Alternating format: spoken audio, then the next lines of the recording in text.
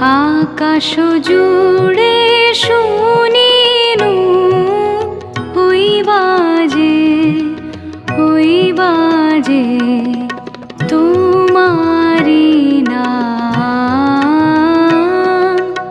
সকল তারার মাঝে ওই বাজে।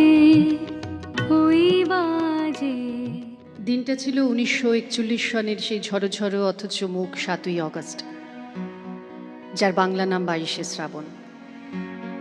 তখন সেই বয়স যখন মনের মাটিতে বড় বড় বৃষ্টির ফোঁটার দাগ পড়ে, সেই মাটিতে উদাসীন নির্মম কঠিন কোনো ধাতুতে ইমারত তৈরি করা কল্পনাও করা যায় না। সেই বয়স, সেই সময় জানতাম তিনি কলকাতায় আনিত, চেতনা অচেতনার মাঝখানের চৌকাঠে অনিশ্চিত অবস্থায় আচ্ছন্ন। প্রতিদিন তার স্বাস্থ্য সমাচার সংক্রান্ত পত্রিকা বের হয়, আর তার উপর তখন হুমড়ি খেয়ে পড়ি আমরা যারা দূরবাসী, আচার্য দ্রোণের একলব্য শ্রেণীর। কুয়াশা কেটে ফেটে মাঝে মাঝে যেমন কাঞ্চনজঙ্ঘার রৌদ্রাভ শুভ্র রূপ দেখা দেয়, তেমনি তখনও চলছে মুখে মুখে রচনা, প্রায় প্রত্যহ একটি। অবিশ্বাস্য সেই সব ঘটনার সাক্ষী তখনকার প্রভাতী পত্রিকাগুলির কয়েকটি সংখ্যা। আর অজ্ঞাত অগণিত আমরা তখনও কি সেই প্রত্যাশা করছি না যে পরমাশ্চর্য কোনো প্রত্যাবর্তন ঘটবে, কিংবা সত্যবানের মতো তারও প্রাণ প্রত্যর্পণে বাধ্য হবেন একালের সেই মৃত্যু অধিপতি? জীবন মরণের সীমানা ছাড়িয়ে কম্পিত পায়ে তিনি তো আগেও এসে দাঁড়িয়েছিলেন প্রান্তিক এক বিন্দুতে, কিন্তু ফিরেও তো এসেছিলেন আবার। ইতিহাস কি নিজেকে আবৃত্ত করতে পারে না? আবার পারে, হয়তো করেনি। খবরের কাগজের বিশেষ সংস্করণে সেই অমোঘ সত্যটাকে শিরোধার্য করে বেরিয়ে এসেছিল রবি অস্তমিত। সে নাম খানি নেমে এলো ভুঁয়ে, কখন আমার ললাট দিল ছুঁয়ে। সে নাম খানি নেমে এলো ভুঁয়ে, কখন আমার ললাট দিল ছুঁয়ে। শান্তি ধারায় বেদন গেল ধুয়ে, আপন আমার আপনি মরে না যে ওই বাজে। মুহূর্তে সব কাজ থেমে গেল। কলকাতা শহর উপচে পড়ল রাস্তায়, স্কুল কলেজ শূন্য, রাজকার্য অর্থহীন হয়ে গেল। উকিলের সামলা, পাদ্রির আলখাল্লা, হলুদ আর গেরুয়া রঙের উত্তরীয়, গোলটুপি, বাঁকা টুপি, পাগড়ি, কেউ চলছে, কেউ ছুটছে, কেউ বা দাঁড়িয়ে আছে চুপ করে। থেকে থেকে ঝাঁকে ঝাঁকে বৃষ্টি তার যাবার পথটা ধুয়ে ধুলিহীন করে দিচ্ছে। ঢেউয়ের পর আসছে ঢেউ, ভেঙে ভেঙে ঢেউ ছড়িয়েও যাচ্ছে।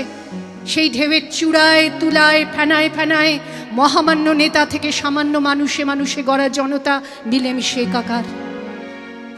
তারই মধ্যে শয়ান বনস্পতিকে বহন করে নিয়ে গেল একদল লোক, অথবা সবার আগে আগে ওই যে তিনি নিজেই বুঝি চলেছেন, চলে গেলেন।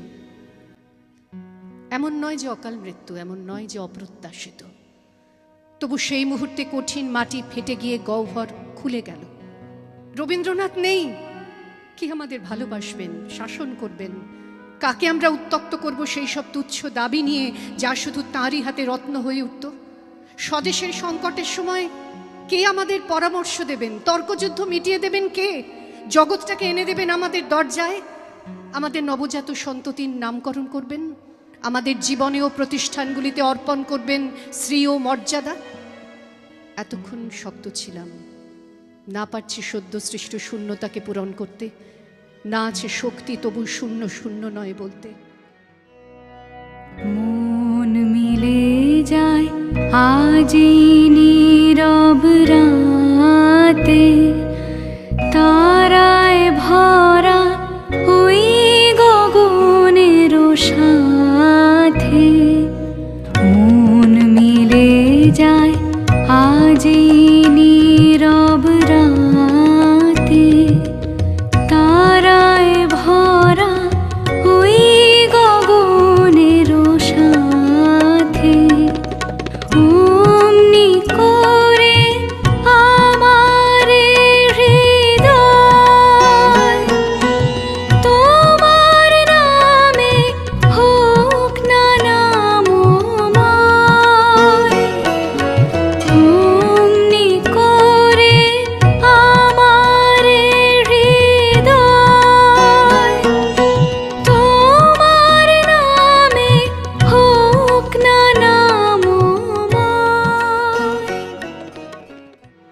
যেই চোখে পড়ল টেবিলের ওপর রাখা তার সঞ্চয়িতা কাব্য সংকলনটি, সেই মুহূর্তে নিজেকে আর ধরে রাখা গেল না।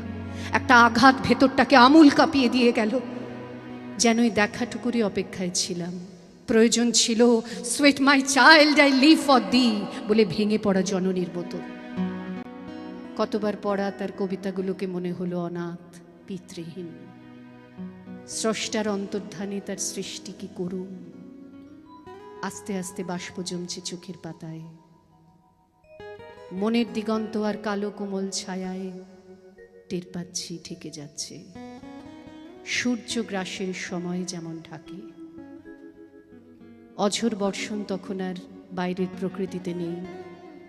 সেই জলধারা ঠাঁই নিয়েছে ঘরে ঘরে, টলমল মনের পর মনে। পরিবেশ যখন স্নাত স্নিগ্ধ, তখন বহ্নিমান চিতা জ্বলছিল গঙ্গার কোলে। আধারে মন তোমার আলোর জয়, গভীর হয়ে থাক জীবনের কাজে। ওই বাজে আকাশ জুড়ে শুনিনু। ওই বাজে তোমারি নাম, সকল তারার মাঝে। ওই বাজে আকাশ জুড়ে শুনিনু। ওই বাজে